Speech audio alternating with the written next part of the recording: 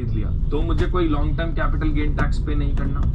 तीसरी बात, अगर मैंने कोई भी कैपिटल एसेट बेची, उससे मुझे पैसा आया और उस पूरे पैसे को मैंने कोई घर खरीदने में लगा दिया तो भी मुझे कोई टैक्स पे नहीं करना। एग्रीकल्चरल लैंड को मैंने बेचा गांव के अंदर, अगर मैंने उसका उसको बेचकर कोई पैसा कमाया तो मुझे कोई टैक्स नहीं पे करना। अगर मैंने एग्रीकल्चर लैंड को बेचा, कोई पैसा आया और फिर मैंने कोई एक और एग्रीकल्चर लैंड खरीद ली तो भी मुझे कोई टैक्स पे नहीं करना। सिमिलरली अगर मैंने कोई, मान लीजिए मैंने कोई एसेट बेच 36 महीने बाद बेची, 36 महीने इकोनॉमी समझना है गाइस, और उस पैसे का इस्तेमाल मैंने किसी स्टार्टअप में लगा दिया उस पैसे को। जैसे मेरे पास एक एसेट थी, लैंड थी, मैंने उस लैंड को 6 साल बाद बेचा, एक्वायर करने के 6 साल बाद बेचा, तो उसमें लॉन्ग टर्म कैपिटल गेन लगना था, लेकिन मैंने उस पैसे को पूरा का पूरा किसी स्टार्टअप में लगा दिया तो भी मुझे किसी तरह का टैक्स पे नहीं करना होगा। चलिए, तो एक क्वेश्चन है, इसको अटेम्प्ट करिए। With reference to capital gain tax, थोड़ा सा ट्रिकी है, लेकिन अगर आप एक दो बार इस वीडियो को ध्यान से सुनेंगे तो आपको याद हो जाएगा। With reference to capital gain tax in India, consider the following statement. Capital gain tax is levy on profit earned from sale of both movable and immovable asset. Correct? Short-term capital gain tax is higher than long-term. ये मैं बता ही चुका हूँ. That's correct. Agricultural land located in rural area is exempted from capital gain. That is again correct.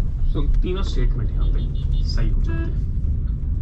Then last type of a tax, indirect tax, that is dividend distribution tax.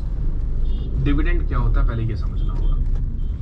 Companies जो होती हैं वो share holders से पैसा लेती है और उनको अपनी कंपनी में हिस्सेदारी देती है, उन्हें अपनी कंपनी के शेयर्स देती है। ठीक है। अब अगर कंपनी को मान लीजिए कोई मुनाफा होता है, कंपनी को प्रॉफिट होता है, तो कंपनी क्या करती है, अपने प्रॉफिट का कुछ परसेंटेज अपने शेयर होल्डर्स को देती है एज अ डिविडेंड। ये डिविडेंड वेरी करता है कि आपके पास कितने शेयर्स हैं। अगर आपके पास शेयर ज्यादा होंगे उस कंपनी के तो डिविडेंड ज्यादा मिलेगा, अगर आपके पास शेयर्स कम है उस कंपनी के तो डिविडेंड आपको कम मिलेगा। तो कंपनी ने डिविडेंड दे दिया।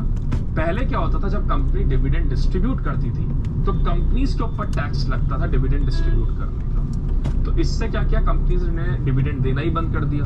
इससे स्टॉक मार्केट जो है उसकी पॉपुलैरिटी कम हो गई। इससे क्या हुआ, लोगों ने स्टॉक्स में इन्वेस्ट करना थोड़ा कम कर दिया क्योंकि डिविडेंड नहीं मिलता था। और इससे कहीं ना कहीं कंपनीज ने भी डिविडेंड डिक्लेयर करना बंद कर दिया।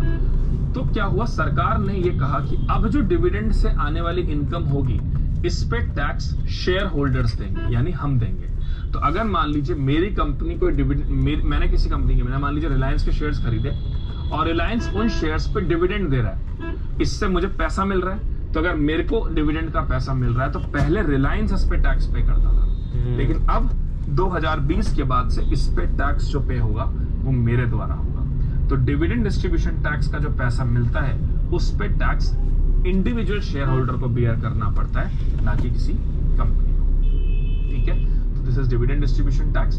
हाल फिलहाल में कुछ इंप्रूवमेंट किए गए हैं डायरेक्ट टैक्स सिस्टम में। जैसे एक तो डिविडेंड डिस्ट्रीब्यूशन टैक्स अब इंडिविजुअल पे लगा दिया गया है, ना कि कंपनीज पे। डॉक्यूमेंट आइडेंटिफिकेशन नंबर इशू किया जाएगा।